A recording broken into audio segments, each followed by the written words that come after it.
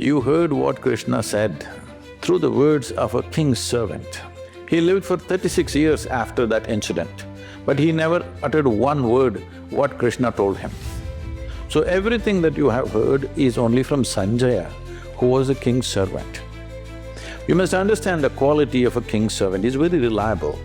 We know the life of Krishna, that people think Krishna means butter, girls and flute, but you need to understand this. All these things happened only till he was 16 years of age. So after 16, he lived an extremely committed life. His commitment was to marry the political process of the day with the spiritual process, because he saw unless those who wield power or essentially in their experience have a larger sense of life and an inclusive sense of identity, not my family, my children, my husband, my wife, this stuff. You have a larger sense of identity, only then you must wield power. Otherwise, it will lead to corruption. People say, power is corruption. Power is not corruption. Limited identity is corruption. They believe they're doing the right things and they're doing the horrible things all the time because their identity is so small. So he was trying to change this. This was his whole life's mission, and always working for results. Hello? A man who's working with such intensity and commitment is not working for not producing results. Obviously, he's working for results. The problem is, you heard what Krishna said through the words of a king's servant.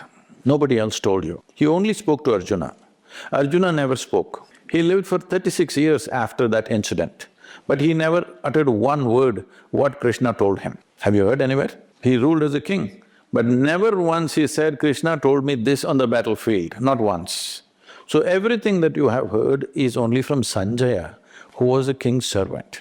You must understand the quality of a king's servant is very reliable. Shri Krishna tells Arjuna, don't bother about the result of the war. You are here, you have to fight. Whether you win or not is a question of capabilities and other factors. Just fight and do it well. If you win, enjoy the kingdom. If you die, anyway, I ensure your ultimate well-being. Again, he is making clear that when it comes to external situation, he cannot ensure everything. With the internal, there is absolute guarantee. But he says, I will make sure there will be no more births for you. This is true with me too. I can ensure that you will not have another birth, but I cannot ensure that you will have a breakfast tomorrow. That may look ridiculous to a logical mind. If you can ensure such a big thing, why can't you ensure the breakfast? That is the reality of life. I cannot ensure tomorrow's breakfast for you, but I can ensure your ultimate well-being. When it comes to inner dimension, I can completely take charge. When it comes to outside situations, there is no guarantee. Everyone has to strive.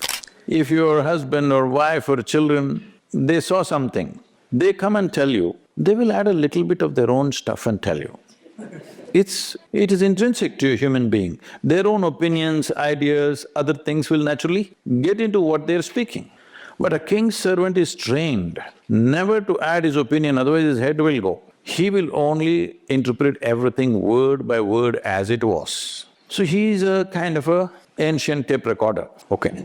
He's recording and just telling the king, this is what he's saying. But there's no context. What is shared between two people where there's a very deep relationship. If two lovers are doing something, talking to each other, somebody else may think they're quarreling, but they're doing their love affair.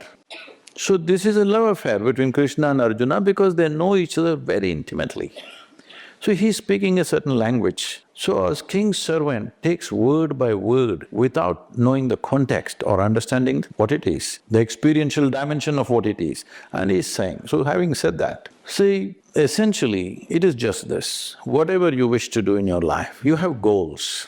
What kind of goal will you set up? Right now you're in the university. What kind of goal will you set up? What you already know, you will exaggerate that a little bit and think it's a big goal in your life. Generally, people call this an ambition. I call this a constipation, because you're trying to handle life little by little, just like constipation. If you have a goal, your goal cannot be something absolutely new. It is only an exaggeration of what you already know, yes or no? To receive free tips on food, health, diet, lifestyle, and Sadhguru's upcoming programs, you can join us on WhatsApp Signal, and Telegram, or follow us on Instagram and Facebook by clicking on the link below.